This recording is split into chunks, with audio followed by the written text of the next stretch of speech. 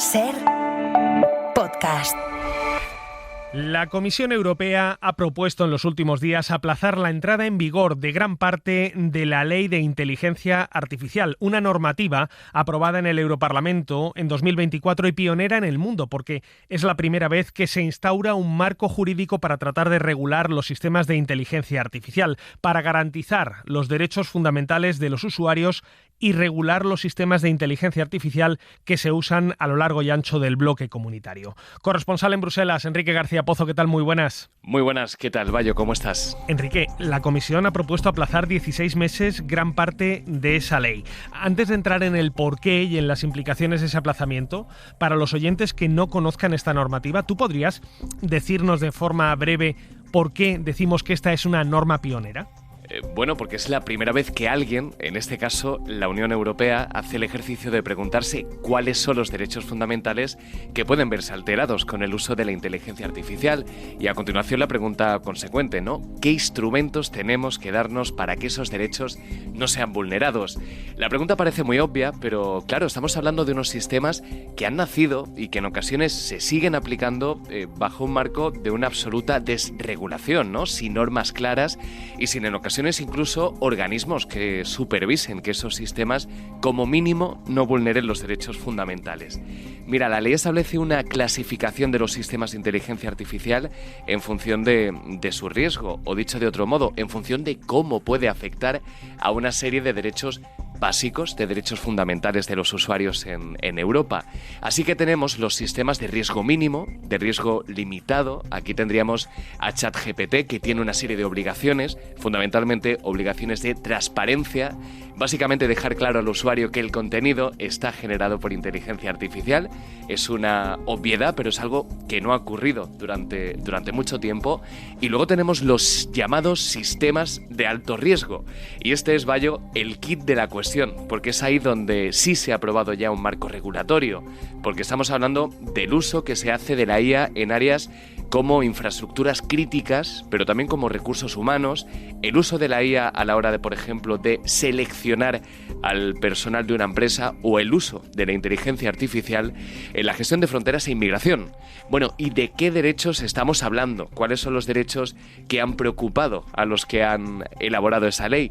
Vamos a escuchar a uno de sus redactores, es Iván García, fue eurodiputado español del Grupo Socialista la pasada legislatura y fue, como digo, uno de los redactores de esta norma. La identificación biométrica en tiempo real, o la posibilidad de que alguien nos haga carnés sociales por nuestro comportamiento, o la posibilidad de que se rastreen masivamente con inteligencia artificial nuestros datos personales, nuestras fotografías. Cuestiones, por ejemplo, relacionadas con los llamados deepfakes, o que la ley ahora ya ha traducido al español como ultrafalsificaciones, ¿no? Bueno, pues estos contenidos generados con inteligencia artificial generativa, por ejemplo, en el plazo de un año tendrán que estar identificados también con una banderita o con un cartelito en el que nos digan que estamos frente a imágenes creadas con inteligencia artificial, con lo cual pues habrá muchas menos posibilidades de que nos engañen, de que nos den gato por libre. Y esa normativa, Enrique, que a priori suena lógica, es la que la Comisión pretende paralizar, congelar, llamémoslo como queramos, si quieres, meter en la nevera,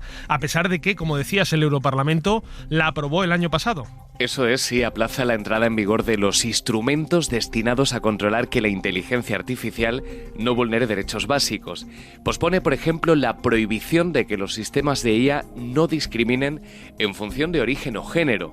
Pensemos, por ejemplo, en el cribado de currículums en un proceso de selección, o cuando un banco use una inteligencia artificial a la hora de conceder un préstamo. Pero es que además la Comisión también propone reducir el nivel de exigencia de la normativa de protección de datos. Y claro, la pregunta de fondo es, ¿por qué Bruselas? ¿Por qué la Comisión Europea ahora toma esa decisión? Lo hace enarbolando la bandera de lo que aquí llaman simplificación administrativa. Es sin duda un leitmotiv en esta legislatura, porque en Bruselas se ha instaurado el marco, lo dijo Draghi en su famoso informe, de que para ser más competitivos aquí tenemos que reducir la burocracia, tenemos que reducir los tiempos burocráticos para las empresas, y eso está pasando por simplificar algunas leyes, coincidencia o no, muchas están relacionadas con la agenda verde de la Comisión, y también se proponen dar más tiempo, margen a las empresas para que se adapten, como se acaba de hacer con la ley de inteligencia artificial.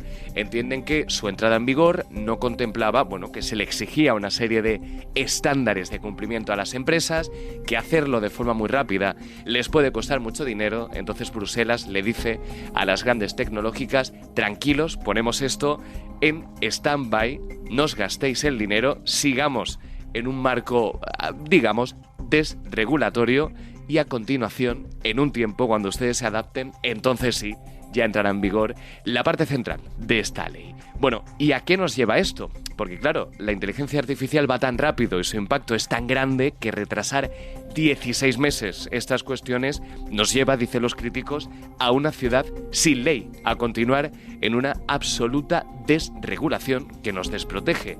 Eso opina Mario Mariniello, que es investigador del Think Tank Bruegel, con sede aquí en Bruselas, y es investigador especializado en políticas digitales. Of course, they will be more exposed to potential harm by high-risk AI systems. Mario asegura que los usuarios estaremos más expuestos con este retraso hasta agosto de 2027 y que nos hace a todos un flaco favor. Es una opinión que comparte Brando Benifei, eurodiputado del PD italiano, que fue además uno de los ponentes de esta norma en la Eurocámara. Sbagliato ritardare per troppo tempo l'applicazione delle norme che riguardano l'uso delle AI. Considera tajantemente que es un error retrasar la puesta en marcha. Al più presto certezza nel contrastare discriminazioni e rischi per salute e sicurezza dei cittadini. Sobre todo en los lugares de alto riesgo como la sanidad o el trabajo. Por eso pide trabajar para contrastar los riesgos para la seguridad de los ciudadanos y pide que Europa no acepte que estas reglas vengan impuestas o se retrasen por imposición, sugiere, de las grandes tecnológicas. Porque vaya, esta es otra lectura que muchos hacen aquí. En un momento en el que las grandes tecnológicas, también la propia administración de Donald Trump, presiona a Bruselas para suavizar sus leyes de competencia, aquellas por las cuales se está multando a Meta o a Google por el incumplimiento, en ocasiones, de una serie de leyes de competencia, pero también por no garantizar una serie de derechos que están recogidos en las leyes digitales de la Unión Europea. Bueno, se habla y se sugiere mucho de presiones de estas tecnológicas y del propio gobierno estadounidense. No es una sugerencia, hay señales que nos permiten apostar porque existe esa presión. Hace unos días celebrábamos una reunión de ministros de comercio aquí en Bruselas y la delegación estadounidense que vino a reunirse con el comisario de comercio vino a decir a Bruselas: relajen ustedes las leyes digitales, y de alguna forma también dijo: adáptenlas a las necesidades de nuestras empresas tecnológicas, y a cambio ya veremos si nos sentamos para seguir hablando de la implantación del acuerdo comercial que firmó Bruselas con Estados Unidos en julio de este año. Un poquito de chantaje, ¿no?, dirían algunos. Enrique García Pozo, como siempre, muchísimas gracias. Gracias a vosotros. Un abrazo y hasta pronto. Para no perderte ningún episodio, síguenos en la aplicación o la web de la SER, Podium Podcast o tu plataforma de audio favorita.